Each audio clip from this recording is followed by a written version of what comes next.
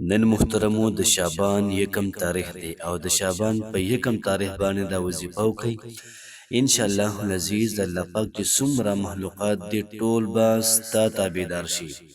څومره چې مخلوقات د الله پاک دي دا به ستا په مینه کې پاگل شي. محترم مسلمانانو چې څومره د زړه نه وشي څومره د اخلاص وشي نو تاسو تماشه کوئ، یقین ساتئ چې الله پاک به دغه سړی نو به ستا پسې دا لیونی کي. انتهایی په محبت کې یو سړی پاگل کولو دپاره ډیره زیاته لاجواب او ډیره زیاته سپیشل او ډیره زیاته عجیبه وظیفه ده. نو کوم تاسو هم چا سره محبت کول غواړئ دا وظیفه هم ستاسو لپاره ده. یا داسې وي چې تاسو څوک د ځان لپاره مسخر کول غواړئ، تابع کول غواړئ، نو دا وظیفه هم ستا لپاره ده. که چېرته والدین داسې کوي چې دا وظیفه وکړي چې دا بچي دا زما مسخر شي نو بالکل تابعدار به شي وله. دغه رنګې خاوند دا وظیفه کوي ډېره پاره کوي چې ښځه زما تابعداره شي، بالکل تابعدارېږي به وله. که چېرته یوه زنانه داسې کوي دا وظیفه وکړي هغه دا وایي چې یاره زما خاوند دې زما تابعدار شي، انشاءالله العزیز دا به تابعداري کړي.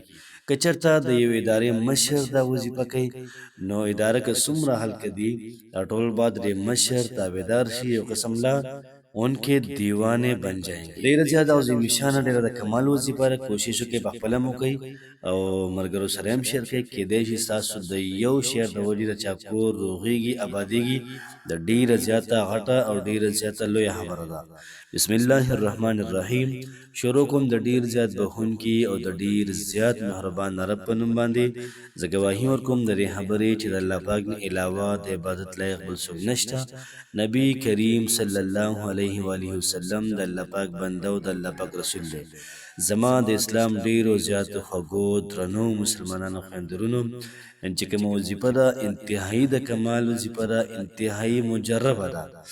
زه دعا کوم الله پاک څومره کسان ذکر کوي، څومره کسان ستا نومونه لي، څومره کسان د قرآن مجید د یو یو آیت ذکر کوي، رب د هغوی تمام حاجتونه پوره کړه.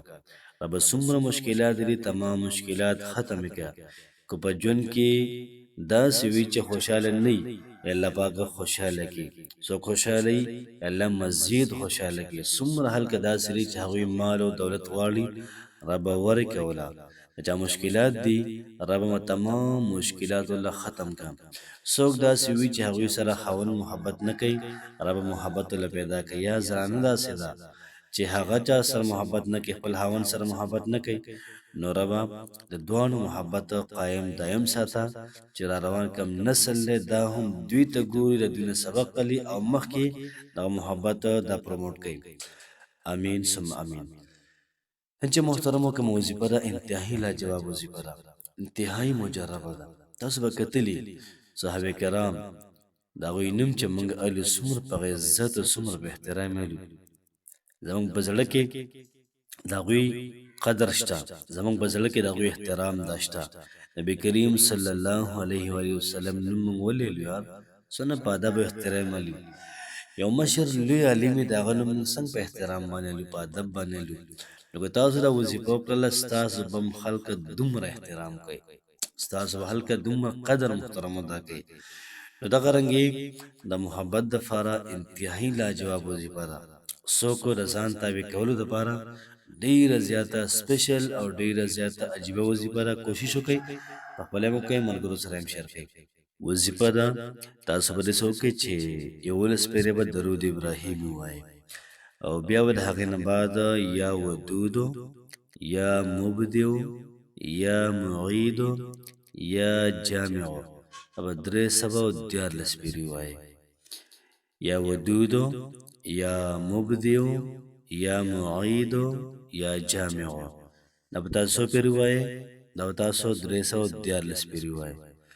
بیا به د هغې نه بعد تاسو 11 پېرې درود شریف ووایئ او بیا به د هغې نه بعد دعا وکئ چې ربه د څه دپاره سره وظیفه کوم زما دپاره مسخر کړه.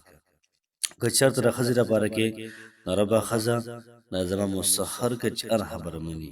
ښځه د سړي دپاره دا وظیفه کوي ربه دا سړی زما تابعدار کې مسخر کې چې جنګ جګړې راسه نه کوي او هر خبره مني. دغه رنګې څومره چې ماشومان دي هغوی نافرمانه دي نو که دا وظیفه وشي او دعا وشي ربه دا زما لپاره تابعدار که انشاءالله تابعدارېږي به.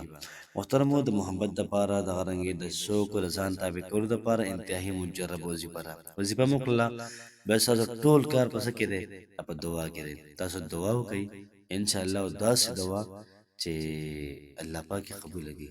هسې خانه پورې نه وظیفه مو کې په قلاره قلاره وکئ، یو ټکي ووایئ بیل بیل دغه رنګې یا ودودو یا مبدیو یا معیدو یا جامع ښه په ارام ارام ووایئ او بیا چې کله دعا کوئ انتهایي مجربه دعا وکئ، داسې دعا چې الله پاک ترس ته باندې راشي. انشاءالله العزیز لازما ستاسو دعا به قبلیږي. الله پاک مو خوشحاله اباد ساته. السلام علیکم ورحمة الله وبرکاته.